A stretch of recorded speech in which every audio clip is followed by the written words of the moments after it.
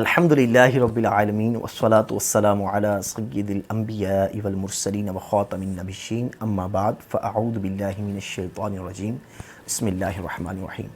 السلام علیکم ورحمۃ اللہ وبرکاتہ۔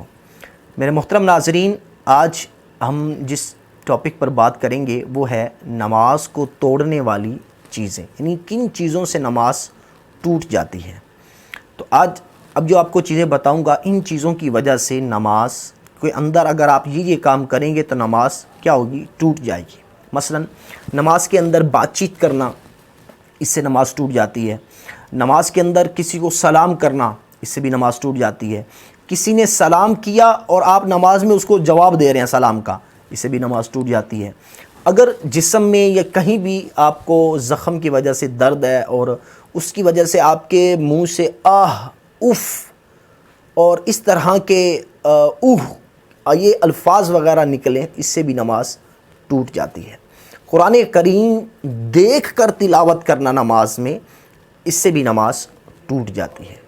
نماز میں عمل کثیر کرنے سے بھی نماز ٹوٹ جاتی ہے۔ عمل کثیر کیا ہے؟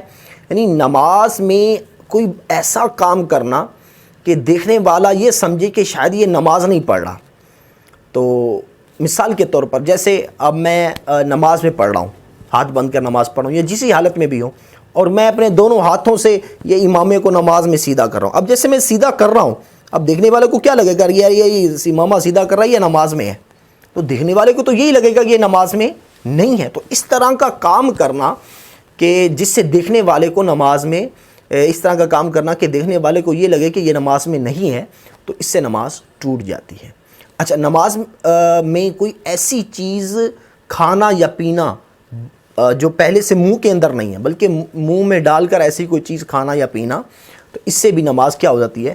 ٹوٹ جاتی ہے۔ اس کے بعد جو ہے نماز میں 3 قدم 3 سٹیپ چلنا، 3 سٹیپ چلنے سے بھی نماز ٹوٹ جاتی ہے۔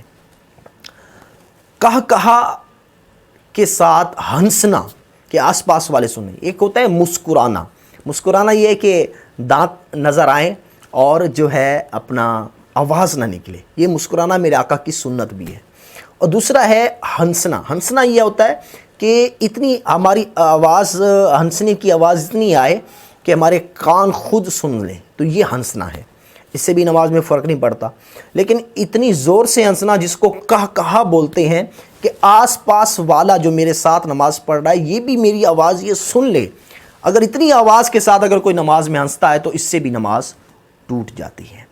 اس کے بعد ایک رکن جیسے قیام یا رکوع یا سجود یا تحیات میں بیٹھے ہیں، یا جس بھی یہ بھی رکن ہے، قیام ہے، رکوع ہے، پھر کھڑا ہونا ہے، پھر سجدے ہیں، پھر بیٹھنا ہے، تو جو بھی ایک رکن ہے اس میں 3 بار کھجلانے سے بھی نماز ٹوٹ جاتی ہے۔ جیسے کوئی اتحیات پر ایسے بیٹھا ہے اور پہلے یہاں پر کھجلا لیا، اس کے بعد پھر یہاں پر اس نے کھجلایا، اب 2 تک کی تو اجازت ہے ایک رکن میں، اب تیسری بار دوبارہ یہاں پر کھجلایا تو سمجھ لیں اب اس کی نماز ٹوٹ جائے گی۔ یا ایک ہی بار، پہلے ایک بار یہاں پر کھجلا لیا، پھر دوسری بار یہاں پر، پھر تیسری بار یہاں پر، تو اس سے بھی نماز کیا ہو جائے گی؟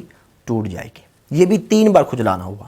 اچھا، اور اللہ اکبر، ایک تو تکبیر تحریمہ کے لیے ہم اللہ اکبر کہتے ہیں، پھر رکوع میں جانے کے لیے، پھر سجدے میں جانے، سجدے سے اٹھنے کے لیے ہم اللہ اکبر کہتے ہیں۔ اگر کسی نے اللہ اکبر کے لفظ کو غلط پڑھا، مثلا لفظ اللہ کے الف کو اس نے بڑھا دیا، یعنی اللہ کی بجائے اللہ اکبر پڑھا، الف مدہ کر دیا، یا اکبر کے با کے بعد الف لگا دیا، یعنی اللہ اکبر، با الف با، اللہ اکبر پڑھا، تو اس سے کیا ہو جاتا ہے؟ معنی خراب ہو جاتے ہیں، تو اس سے بھی نماز ٹوٹ جائے گی۔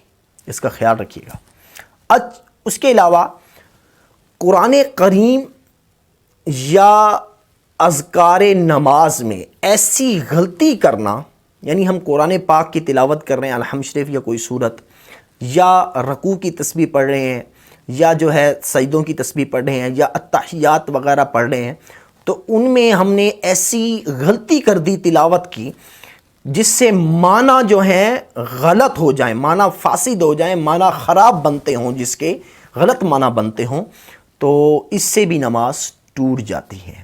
مثال ایک میں دے رہا ہوں، جیسے کسی نے رکوع کے اندر سبحان ربی العظیم ہم پڑھتے ہیں، سبحان ربی العظیم، اگر عین اور وا ہے تو وا، اگر عظیم کی بجائے کسی نے عظیم پڑھ دیا، عین زا یا میم، عظیم، ادھر وا تھا عظیم، اور اگر عظیم کی بجائے کسی نے عظیم پڑھ دیا تو اس سے نماز ٹوٹ جائے گی۔